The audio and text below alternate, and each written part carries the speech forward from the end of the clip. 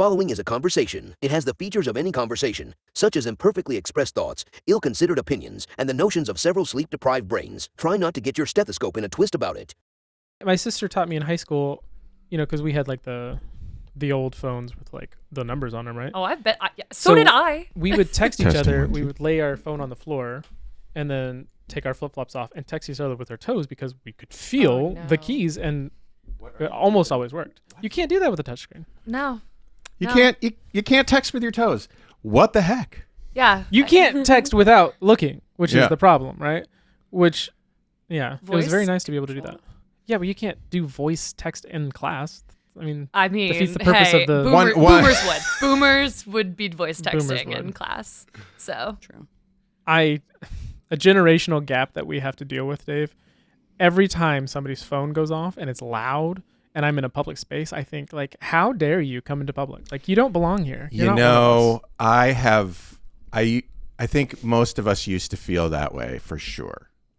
I personally have sort of moved past it a little bit because now, like, especially working here, like, there's always pagers going off. There's always, text messages arriving, emails being received on phones. Like, as long as it's a little discreet, like, bing, like.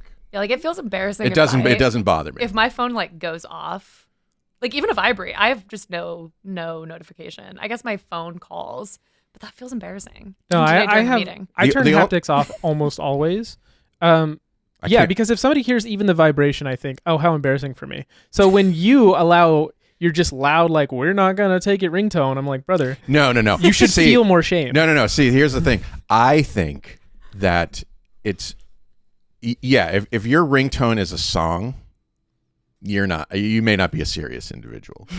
At least in terms of, like, when you're in a meeting, right? But if your ringtone is like a normal telephone sound, or like a ding, or something that sounds like a telephone, then I'm like, well, this person's a serious individual. Dave, how long have you had a cell phone? Since the late 90s. Are you aware of the concept of silencing it for a meeting? Because so many people are not. Yes. And that's the frustrating thing. Yes, but I forget. Grow up. I was at a seminar the other day, and this speaker was not a young lad, I'll say. I'm not going to give him an age, but not young. And he had slides up. And one of the things you would do if you were going to present for an hour is you would think you would silence your notifications on your computer. They're going to pop up, so maybe you shouldn't have them pop up. He had message after message after message popping up, all of which were incredibly politically motivated and incredibly, like, while divisive. He was using his computer to present? Oh, dear. And he just was so unbelievably unbothered. Yeah. He was taking a hard stance on what is happening in the Middle East in the midst of this presentation. And I was so baffled by his complete lack of concern about it. He just powered through. Look, sometimes I'm very much like a restorative justice, like, let's bring people back into the fold, let's show as much like radical compassion as possible. And then when I see things like that, or like dings in meetings, I think I should have just a bag of rotten fruit that I could throw at these people. Right? Like that.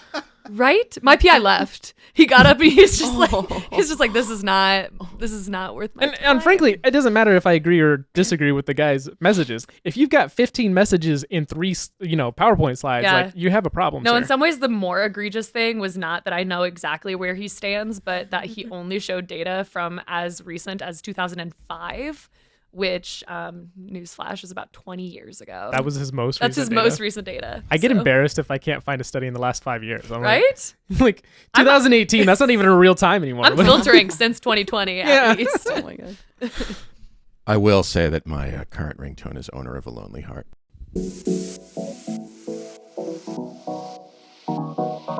Meandering in the margins of medicine, it's the Shortcoat Podcast. Weird news, fresh views, helpful clues, and interviews. By students, for students. Subscribe to our weekly show at theshortcoat.com. Welcome back to the Shortcoat Podcast, the show that gives you an inside look at medical school from the students drinking from that fire hose. Production of the University of Iowa Carver College of Medicine. I'm Dave Etler. With me today in the SCP studio. Although his adenoids were removed, they're now tenured faculty. It's M3 Jeff Goddard. Hey, everybody. Each of her wisdom teeth are a UNESCO World Heritage Site. It's MD PhD student Riley Behan-Bush. Wow, that's incredible. Her gallbladder is on the National Register of Historic Places. It's M1 Sarah Lowenberg. Ayo.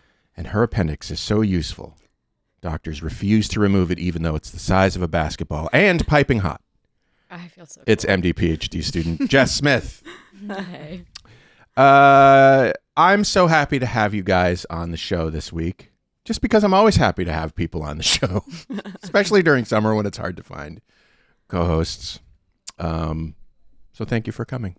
Appreciate it. Thanks for being here, Dave. How's the summer progressing thus far? Fast. Okay. Went for a run yesterday. Very sticky. Yeah. So, It's already Humid. the 2 weeks of Iowa spring are over. And I'm writing a thesis, which is reminding me of when I studied over the summer for the MCAT years ago, and it's not giving me great vibes. What is it like to write a thesis? Dave, if only someone could tell me. Honestly, a lot of a thesis is like reformatting papers you've already published, which is super great and makes you feel really productive. But about 80% of the effort has to go into like compiling everything that is known about a given topic in an introduction section, which is less fun. Yeah. So it's pretty tough to have to go through and just spend a lot of time in Google Scholar and PubMed and writing just tiny sentences that take about 3 hours of work. So yeah, I'm not having fun. Do you know that therapy style that it's like you just write and then somehow all of your feelings come out? Yeah. What's that called? Free write? Free writing? Is that what it's called? Journal. It seemed too simple, but I guess that makes sense. I assume that's what writing a thesis was like. You just kind of like, 3 o'clock in the morning with nothing but caffeines in your vein, just words, just whatever like, words happen to come out. I mean, honestly, my PI he kind of like sat me down at the beginning of the journey. He goes, "Hey, just want to remind you, about 5 people are ever going to read this." And I was like, thank you. Honestly, needed to hear that. Is that good? Is that good to hear? I think that's good to hear, to recognize that don't stress so greatly about this. Like, this is the thing, like what matters a lot more is the research that you have done. The actual like formality of putting it into a thesis is less of it's an important aspect of getting a PhD, but it is not the important aspect for like the scientific community. So that feels good. I always think of the whole process of being a PhD student is just learning how to do science. It's not necessarily the science that you actually do or document. Literally it. Is that correct? That's like the whole goal. Yeah. And I learned that like weeks into doing my PhD. I was like, hey, what are we doing here? What is this? What is this? And like, I'm at point A. I don't know what point Z is, nor do I know how to get there. Nobody does. Let's be honest. Nobody does. And I think that that's a little known secret is everyone gets into a PhD and they're just like, what am I doing? I think that's true of life. I mean, nobody, true. Nobody knows where you're headed. Even if you think you know where you're headed, you don't know. Correct. So I have a question about this. It seems that PhD programs are designed for the 1800s and haven't been updated since. Yeah, that seems that's the vibe that I'm getting from them. Yeah, that seems legit. So knowing that, what are we doing here? You know what I mean? Like, so the critique, and I'm not the first person to say this out loud. Plenty of people have said this, but like, we've got the National Institute of Health, the NIH. Well, for at least a little bit. I mean, in theory, we have this organization as of today that grew out of World War II, realizing that if we want to be a superpower, we have to be super smart, right? And we just have to blast out innovation. And we said, you know what? Let's just throw money at people and see what sticks, right? And that was how we started. And then, we had all these people in their 20s and 30s just blasting out those really cool things. Because, like, statistically, if you're going to create a great revolutionary work, it's going to be somebody who's in their 20s and 30s, right? Yeah. It's going to be somebody who's young and adaptable, not somebody who has a bunch of concrete knowledge, right? Wait, because you got your adaptive intelligence, which is the idea of like, I can put 2 new things together. And then you have the concrete intelligence, which is I know a lot of information. Correct. And the first one declines as you age and the second one increases as you age. And so like somebody who's in his 60s is much less likely to give us the work that would create a Nobel Prize. It's just like these tiny little incremental things. Whereas people, if we're going to want big leaps that nobody could intuit, it's got to be the 20s and 30-year-olds. But instead of giving them that opportunity, we're saying, hey, why don't you spend 8 years writing a paper that nobody's going to read? And this is the formalized process that you have to go through before anybody's going to take you seriously in science, right? Like, friggin' Einstein wrote the most important scientific paper of anybody's life in the last 150 years, I think. A little biased on that one. But, like, one of the most incredible understandings of our universe, he was a patent clerk. He was just, like, chilling at a day job, and he just had some time, and he just, was thinking these big ideas, and then had to mathematically prove it, right? But we don't. First of all, I feel like there. the message Jeff is saying is that you're screwed. Somehow. But I totally think I understand, which is that the further you get into an academic life where, we all go through grade school and high school and college, you start to realize like some of the facade of like, what am I doing here starts to fall. I think that's super true of college, is we all have like the conversation around, is college as useful as it was 10, 20, 30 years ago? I think it's always going to be a conversation, which is like, is this like formalized degree mechanism as useful as we used to think it is? And what's hard about a PhD is like, it is so dependent on where you are, what project you're doing, like what kind of research you do, because like it's like my thesis is so much easier because I wrote papers throughout my time here, and my goal was not write a thesis, my goal was do good science. But there's plenty of people that are in like humanities-based PhDs that are literally just like toiling away and writing a book for 8 years. So I don't know. I think it's a fair critique of the like formalized education system. And my critique is not of the formalized seeking of knowledge. I love the fact that we have created these institutions. Some of them have been around for 1,000 years because we realize how important this is, that we pass on knowledge in a systemized way, right? We want to make sure that you have the important things that you need in order to then go advance science. Mm-hmm. But when we create a system that's so formalized that innovation is discouraged, right? Yeah. Like funding from the... Could Einstein have done what he did today? No. Absolutely not. Yeah, because nobody would have listened to him. Nobody would have listened to him. And that's the problem. He couldn't have gotten funding for it, right? Because the NIH now, like you can look at, how they fund their projects. And if you are studying something that everybody else is studying, the chances of you getting funding are much higher. But if you're studying something novel, if you have this, unique idea, like for example, I mean, the topic du jour for the last, 5 years has been the mRNA technology that allowed us to create the vaccine that saved millions of lives. She wasn't able to get freaking grant funding to do anything in her own career, right? She got shuttled right out of the university because she wasn't able to play the game, and her technology, again, saved millions of lives. Yeah. And I wonder how can we make that better? Yeah, I don't know. I mean, it goes down to this is like the argument that people will have all over the place, which is like privatization versus like public domain pushing. Like, I think there's a benefit to both, where in the same way that the more you like competition you have kind of in a given sphere, the more innovation it can drive.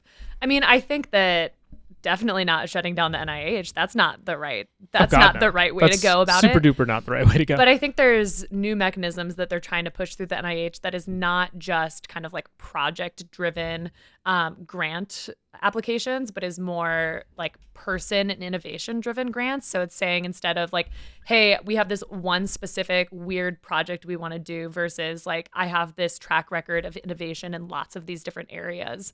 And I think they're starting to be able to give money out in those more interesting ways, which is like, instead of just, hey, you've done Alzheimer's research this whole time, but maybe you've done research in vaccine technology across many things, none of which would have a strong track record for a given NIH institute, but it does have track record of innovation across the board. So it's almost like, can we promote inventorship in the NIH? I mean, the concept, and again, this is literally like 80 years old, maybe, right? On the planet. Of government saying, you know what, maybe it shouldn't just be like rich guys that have a second home that get to do crazy science, right? Like Isaac Newton, one of the most important physicists ever, or mathematicians ever, right? Like, he gives us calculus, he gives us Newtonian physics, which was necessary for Einstein to do what he did, right? Newtonian. Newtonian, thank you. You're welcome. Like, that was only possible because he had a mom that was making him sandwiches, right? Mm-hmm. Like, he could go to a second home to avoid the plague and just like dink around and do science, right? And then we as a society said, you know what? We would probably have more innovation if it wasn't just the rich kids that had some extra time, right? Charles Darwin is another one, right? Like, the only reason why we have Charles Darwin was because he had a rich dad who said, you got to do something with your life before I'm going to give you your giant inheritance. And he's like, I don't know, I'm going to go dink around on a boat. And it worked out great for us. But if he had come from a poor family, that wouldn't have happened, right? And so as a society, we said, why don't we throw money at literally everybody if they've got a decent idea and just see what sticks, right? But I think the problem is that we're not really throwing it at everyone. We end up throwing it at the people who have connections to other people. Yes. And we've reinforced the same system that we had 200 years ago.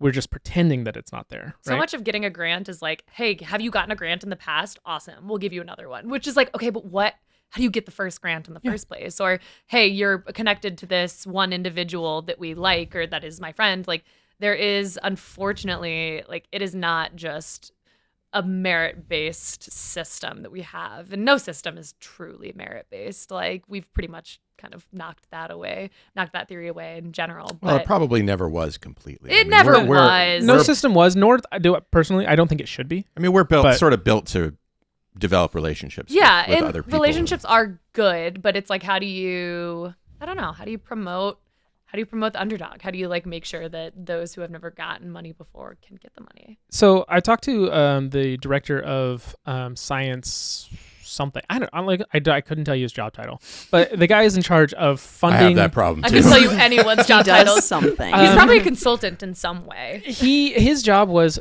the director of funding for science in Utah. So basically like the NIH, but at the state level, right? So and I talked to him during my undergrad years a lot, actually, because I was very curious. Like, how do you make the determination of how much money goes to basic science versus applied science, right? Like, we need those people that are just like studying what's going on inside of a Gila monster's mouth, which seems kind of weird, so that at some point somebody can say, hey, look, these GLP-1 agonists are fantastic, right? Like, you need both, and you're never going to get to the second one unless somebody's dinking around in the Gila monster's mouth, right?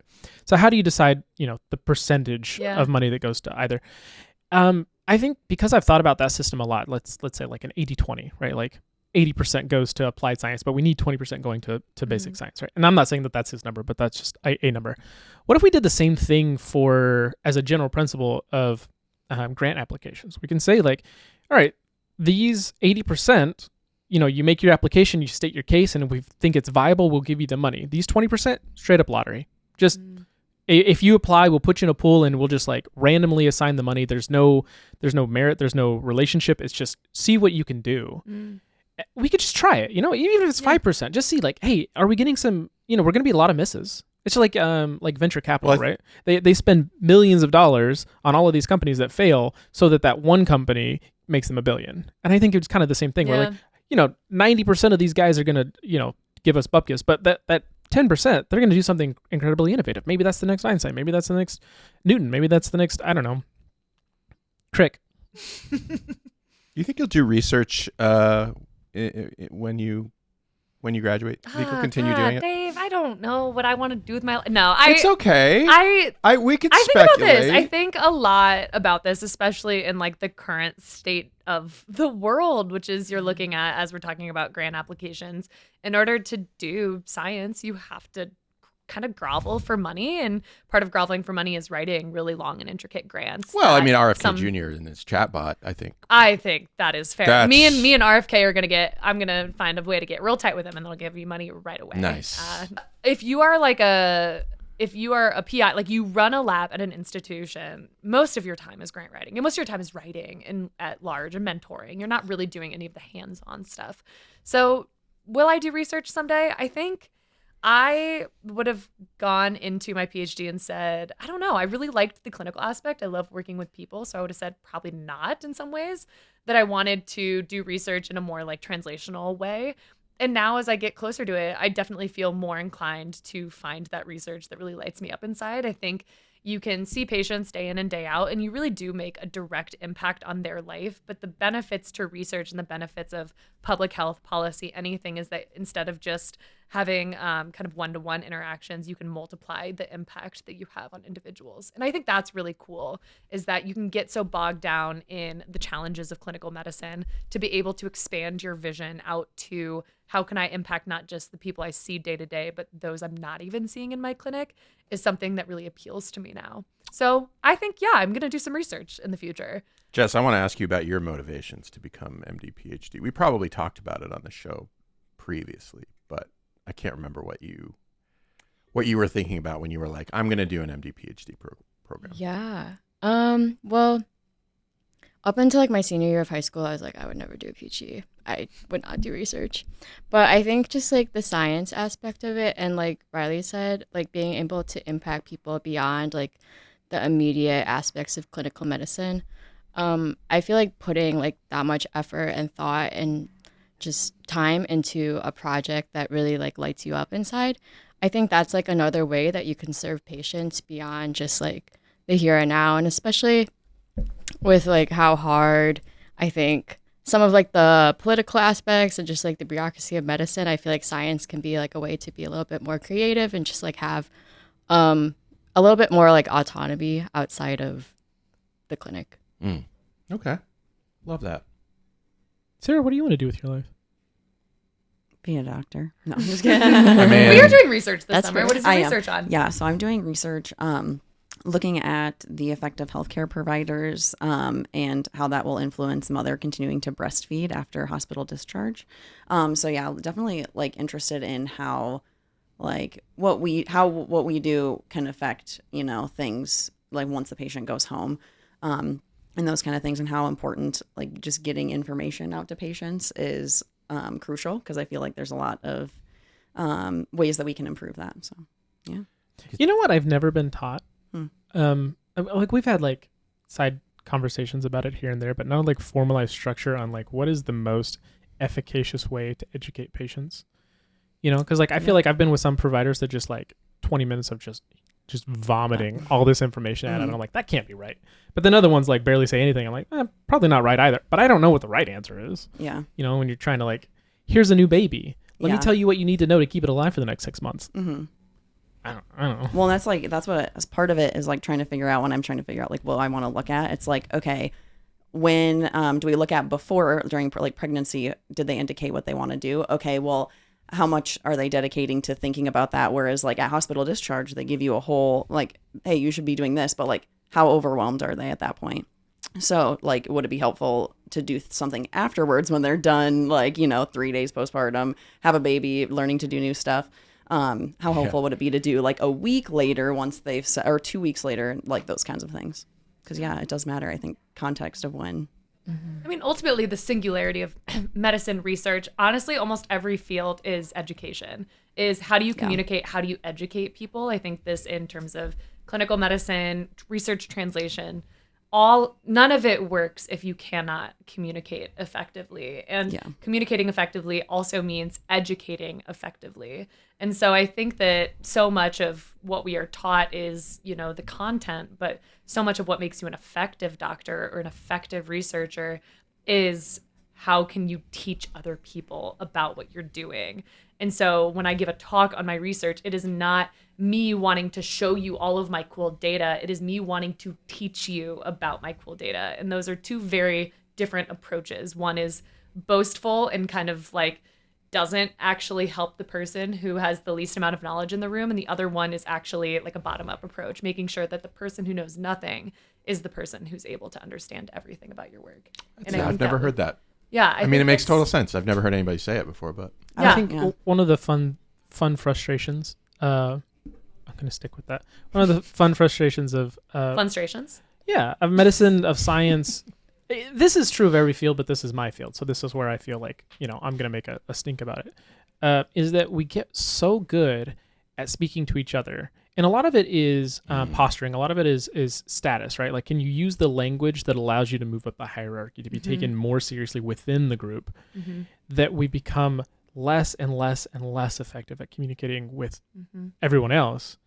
And that's, I think, reasonably fine if you're working in, say, like commercial, like industrial engineering, where like you don't really need to tell your neighbor how it works, right? But like in medicine and science, we need to be able to communicate this to lawmakers or to our patients. We need to be able to communicate in a way that's going to get people to understand why this is important. And but we train each other to teach to each other, to only to be able to speak to each other. So much of it is ego. Like, you're so right, because so many people are riddled with imposter syndrome, and they so greatly want to belong, and language is what breeds belonging. I mean, that was like the whole premise of it's been the whole premise of like many books and many ideas, is like language is what brings us together. And so the idea that you would, kind of use more boastful language to try to show I am smart, I am capable, I am worthy of being in this group is awesome, but it does ostracise the person that it actually matters, which is the patient that you're talking to. And I think it's important. Well, also, let's face it. I mean, if you're seeking funding, if you're trying to convince a legislator of anything, being able to speak plainly is a huge benefit. Yeah. And, I think we've all run across articles, scholarly articles that look like nonsense. And, the words are too long, too many syllables, that sort of thing. For instance, I have this. Esteemed shortcoats. Should any auditory stimuli within today's episode provoke cognitive arousal, intellectual intrigue, or existential rumination, or should you possess any ideational constructs, thematic desiderata? Is that right? Desiderata? You wrote it. I can't pronounce it. Emotionally charged monologues or eccentric conceptualizations that you wish to have explored in subsequent installments, please proceed post-haste to theshortcoat.com/tell us and submit your contemplations, grievances, philosophical reckonings, or miscellaneous expressive phenomena. Your participatory engagement enhances the polyvocal dimensionality of this auditory enterprise, rendering it an increasingly collaborative rather than proprietorial endeavor, an evolutionary trajectory in programming, which I would find exceptionally gratifying. Actually, I did not write that. ChatGPT wrote it. Can I tell you, this is one of my many embarrassments in life. That was so gratifying. I enjoyed that immensely. That's why I was like, ChatGPT, take this thing that I usually say and make it very researchy. I would have had to Google like half the definitions of those words, if I'm going to be honest. Yeah, you definitely got me on the desiderata or whatever that one was. Desiderata. Yeah, don't know that one. The rest of it was very satisfying. I recently, on the subject of language, I recently read a phenomenal book about, kind of the history of language. And one of the fun eccentricities of modern language is because it's written, we hold on to things longer than, historically words were held on to, right? So you have words that nobody uses anymore, or only uses in specific contexts, that the normal person isn't going to get, but we keep them because we write things down. Yeah. And so we're never going to lose them, right? But that also means that we don't change spelling as much as, things used to. Even though our pronunciation does change, our spelling doesn't necessarily change, right? One of my favorite examples is the word "fode" used to be how you pronounce the word, and now we pronounce it "food." And now everybody's like, well, that doesn't make any sense that we spell it that way. What are you going to do? But I don't know. I like flowery language. I'm kind of that guy, but I do appreciate the fact that it's because I'm trying to project a certain thing, right? Trust me, I think there's a space for flowery language. Like, I don't think it is wrong in all contexts, but I think it is not useful when a doctor comes into a patient's room and starts like blabbering on and on about the science when ultimately the person wants to know like what's going to happen to me. And so, yeah, I don't know. I think it's both. So how doctors use more words? Just this one's for you. You know how doctors use more words when speaking to somebody of higher socioeconomic class or closer to their own class. This is like a documented thing, right? They just put a recorder in the room and they just count the words spoken, right? Doctors talk more with people of a higher class. Do you think it's because they like see somebody who's like, oh, you're educated like me, so maybe I can use all these big words that I like to use and I can get excited about this thing instead of just like, here's your medicine. I don't know. What do you think? Maybe. And maybe they feel like since this person is of a higher class, they think they're more knowledgeable. They think they have to do more convincing as opposed to, I'm going to tell you the thing, you're going to do it, and that's just going to be how it is. Yeah, that's fair. I'm a big dummy, though. as like a person almost with 2 degrees, I say almost, but it's like 2 years from now. I feel like I'm just like so dumb in so many areas that I would But like. I feel like I it's would like 'cause- everyone to dumb it down. It's for because me. you know so many things, so you see all the things that you don't know, This and then is you're like, true. I know nothing. Well, I mean, like, I think of myself as somebody who has a shallow amount of knowledge about a lot of things, Yeah. whereas you have a depth of knowledge about certain things, Yeah. and then a shallow amount of knowledge about all the other shit that isn't like central to your life. Yeah. Question for the group then. Does anyone feel like when you are at a physician or just anyone of kind of like, I don't know, it could be a financial person, a banker, whatever, when someone kind of like almost talks down, and I say talks down in the sense of like, is trying to help you to understand things, not like talks down to you in kind of a derogatory term, but is helping you to understand. Does anyone take offense to that? I mean, there's an offensive way to do that, but I don't know.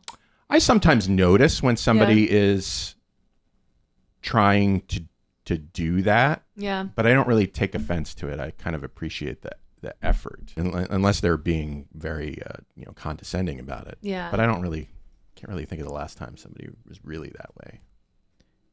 I don't think that I necessarily like feel like uncomfortable with it. Sometimes I feel like it's kind of a waste of time because maybe I'm like actually at your level. And so what I do is, going back to language, is I use the right vocabulary that you shows signal I'm to in them. the in-group. Yeah. Right? And that's my, like, for example, I went to the emergency department a couple of months ago, and the guy's just talking to me like a normal guy, and I was like, this isn't going to work. And so, I don't know, I threw out some anatomical term or something, right? And he's like, oh, you're one of us. And then he talked to me differently. And it sped up the process. Yeah, you calibrate your, if you're any good at communicating, you calibrate your output according to the input that you get. So. And so I'm pretty big on trying to give people the signals that they need to calibrate appropriately. Right? Like, I'm not going to waste your time. You're not talking to somebody who's never heard of, I don't know, whatever, what an appendix is. Like, I know what's going on. So, Yeah. I just always wonder, like, how much of people being offended, or like how much of the communication could just be solved by, before even going, if it's a doctor patient, just being like, hey, what do you know about this topic? Like, hey, what do you know? Because I feel like I've had, like, and a good example is like stuff with my car. I go into a car shop, and of course they're going to like talk to me as though I'm a woman and I don't know anything, which is sometimes true, but sometimes I do know what's happening. And like, if you would just ask me like, hey, what do you think is going on? I'd be like, here's my thoughts, but I want your thoughts because you're the expert here. So I don't know. Desideratum, something that is needed or wanted. I had to look it up. I like that. ChatGPT used a word I didn't know. Desideratum. Desiderata is the plural. Yes, desiderata is the plural. Interesting. Hey, do you guys want to? That was way more fun for me than the thing that I had planned, so I appreciate that. But let's play a little language game. Ooh, we like words. Yeah. In front of you are some whiteboards, or a reasonable facsimile thereof, a pile of random words and some cards. The cards have on them some writing prompts about your lives as medical students, and you'll use the words to respond to the prompts. So, for instance, if the prompt was write a personal statement for residency, you could use the limited words you have there to do that. Like this. Oh. This it says, oops, I shadow her into bathroom. Totally serious. Learn. Okay? Does everybody understand the task? I just feel like if I got that as a personal statement, as if I was a program director for residency, I would think, I gotta know more. Yeah. I have so many questions. Maybe that would. I need to interview this person because I need to know what's going on here. Yes, that would get you the interview. Yeah, personal Like, statements what was are just this about shock factor. Yeah, honestly. Yeah, it's all clickbait. Really? Personal statements are clickbait. All right, so go ahead and grab a pile. These are a bunch of randomly generated words, and you can. They are piles. Are they are piles? Yeah, yeah. Oh, okay. I understand. Dave's gonna clip my clickbait thing when I don't match into residency. I wrote her personal statement as clickbait. I think it's wasn't not wrong. clicky enough that she didn't match. I think you're not wrong, but your clickbait might have sucked. I mean, I've realized I've made an error. One of you is going to pick and everybody writes I see. based on that. I just realized the problem with my instructions. So let's start with, I mean, but you can, whatever you've chosen, you can sort of keep in the back of your head So we're all for gonna your agree on turn. one. We'll let Jess go first. Oh, she's very pleased. Okay. She seems like a natural born leader, you know? Oh yeah. Yeah. Okay. Lecture summary written by your most exhausted brain cell. Give you a minute. Oh God.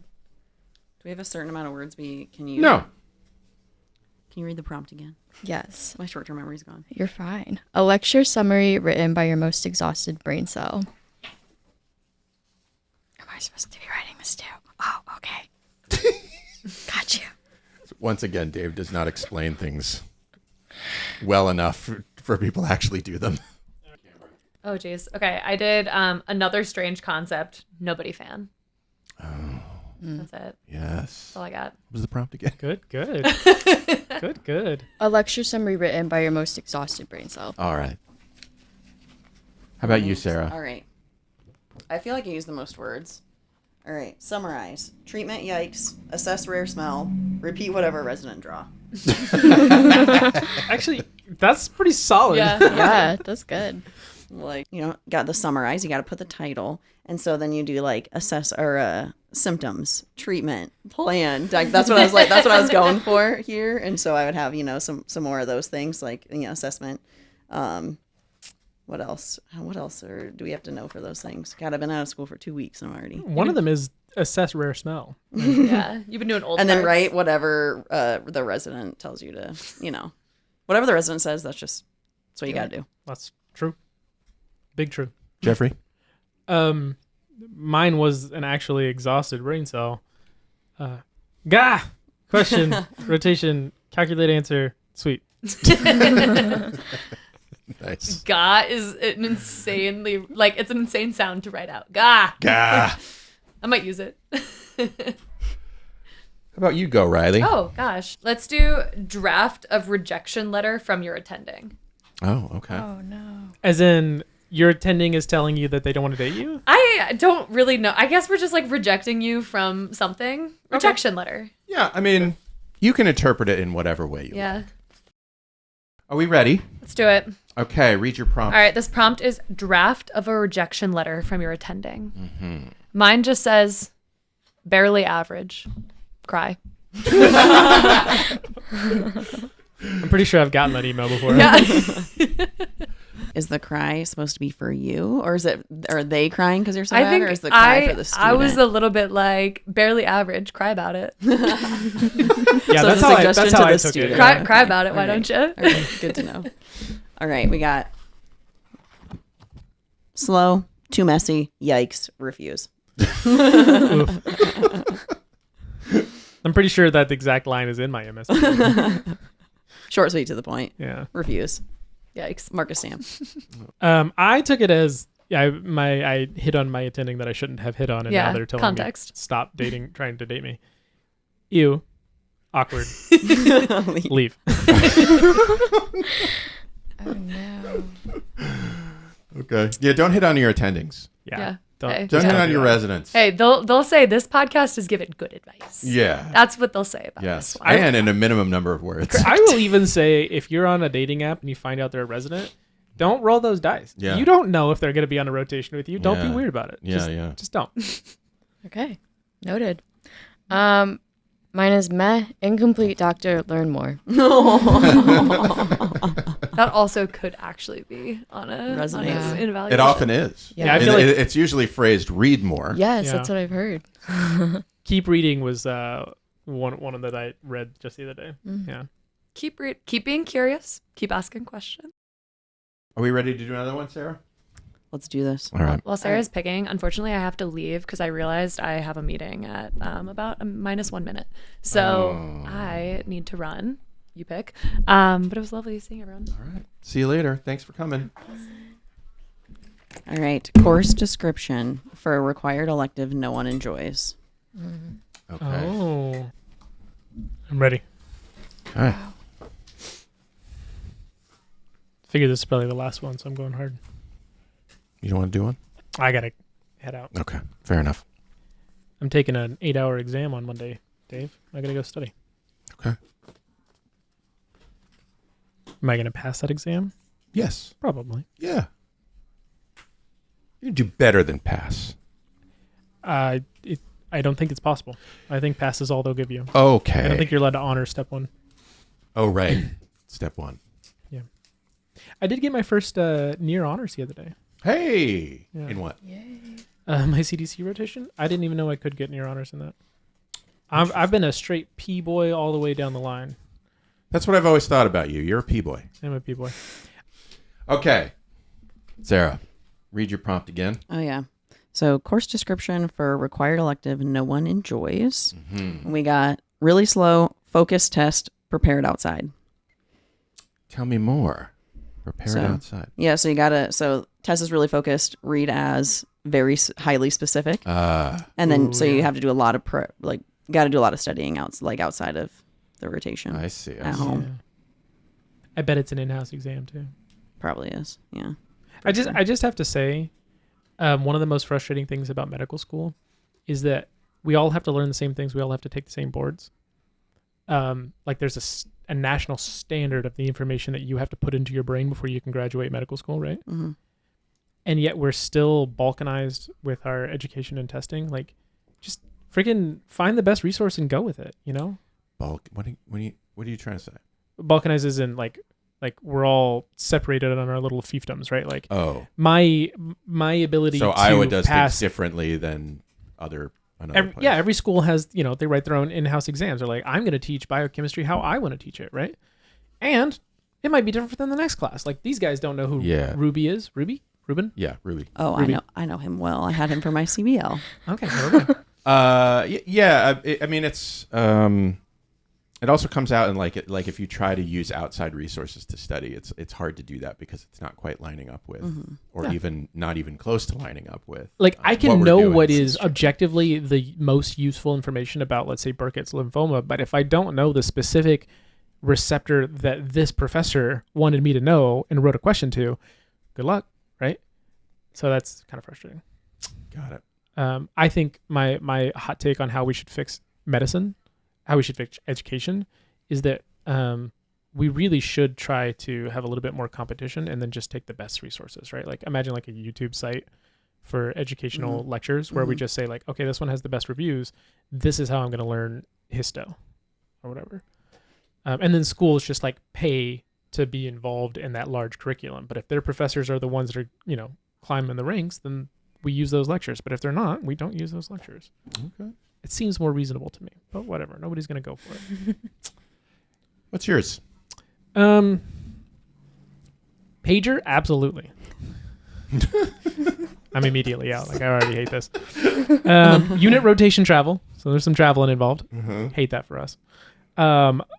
Log in a printer library. So you're going to have to print a bunch of stuff out, which I hate when they do that. They're like, you need all these forms, but we're not going to give them to you. Go get them yourself. There's a journal and a presentation involved. Also, you have to email a mentor. Okay. Just the worst rotation. Is there actually a rotation like that?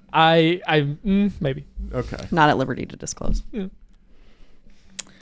Okay, mine is fix Dr. Doubt without any overwhelmed. Okay. It's giving wellness. Yeah. Mandatory wellness. Fix Dr. Doubt. Nothing gives me wellness like those mandatory wellness assignments. Yeah. Do they still do those? Yeah. Yeah. Oh, they do? Yeah. Yeah. I mean, they're different. Like, they're like different ways every time, but like there are mandatory wellness things that we have to do. Yeah. Like, did you guys not have to do like a little group meeting where we talk about imposter syndrome? Oh, the nest groups, I think, is what you're talking about. Oh no, ours was like this. It was like a whole other group. Like, oh, really? The doctor sat down and we had one on suicide prevention or suicide awareness. QPR. And then a classmate walking down the hallway like 10 minutes later is like, "Hey Jeff, how you been doing?" I was like, "Wow, is that the vibe I'm it's giving?" Working. So good on him. Doing his part. Yeah. Well, that's our show. Jess, Jeff, Sarah, Riley, who left. Thanks for hanging out with me today. Thank you. And what? And what kind of vestigial organ would I be if I didn't thank you, Shortcoats, for making us part of your week? If you're new here and you like what you heard today, follow the show wherever fine podcasts are available, because this one will be available there too. And I'm not saying it's fine. It just is a podcast. The show is made possible by a generous donation by Carver College of Medicine Student Government and ongoing support from the Writing and Humanities program. Our music is by Dr. Vox and Catmosphere. I'm Dave Etler saying don't let the bastards get you down. Talk to you in 1 week.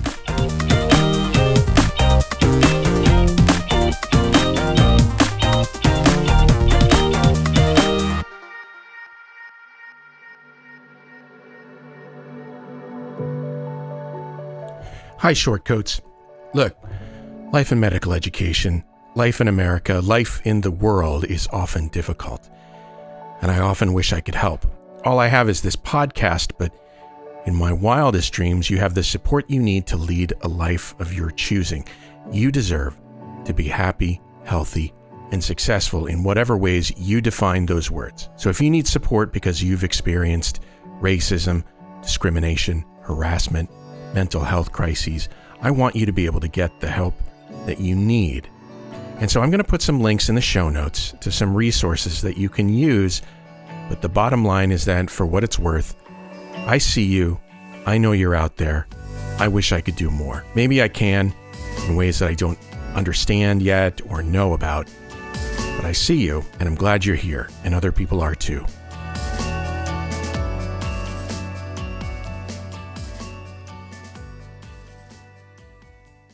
This Shortcoat podcast is a proud member of the MedEd Media Network. Inspiration, information, and guidance on your journey to medical school and beyond at mededmedia.com.